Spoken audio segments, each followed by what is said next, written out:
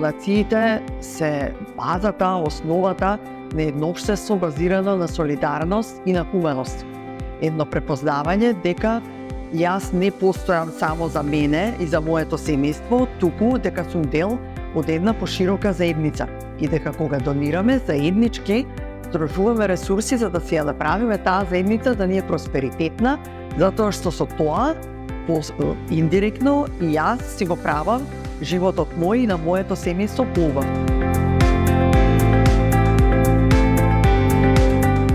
И ако сумираме само од минатата година, од, да речеме, можеби првично зборување, минатата година преку нашите активности сме имале околу 900 граѓани кои што донирале, преку различните активности што ние сме ги овозможиле, во 32 граѓански организации и 68 компании исто така донирале и вложиле во овие организации. Имаме многу убави примери од пракса. Еве ќе дадам пример од Делчево, помала заедница.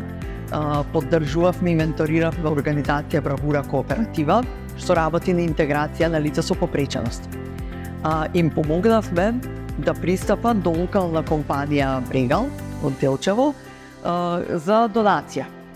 Низ разговорот со компанијата, ти идентификуваа компанијата самата понуди електричен автобус што го имала, кој што е прилагоден за лица со попреченост, меѓутоа не го користеле. И го даде како донација на Сдруженијето. Значи, за Сдруженијето тоа беа огромни ресурси. Тој автобус беше од некоја вредност од најмалку 8.000 евра.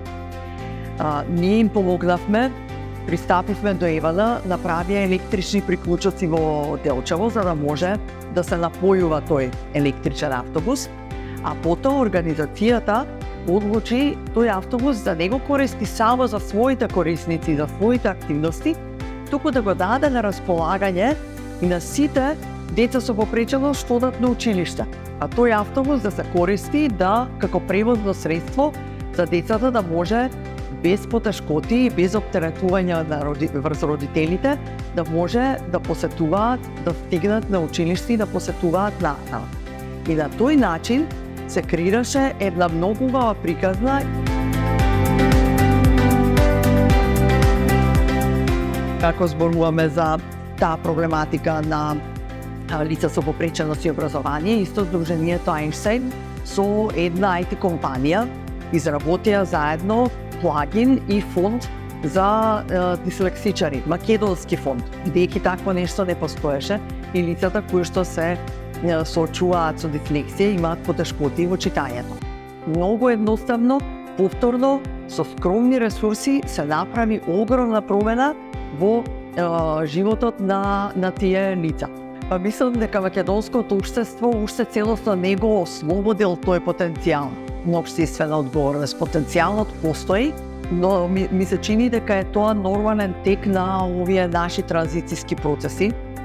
Луѓето доста беа обременети со основна екзистенција, ама преку овие лесни начини на донирање, на волонтирање, на вклучување преку секојдневието, всушност ја негуваме и го ослободуваме тој потенцијал кој што кај нас постои.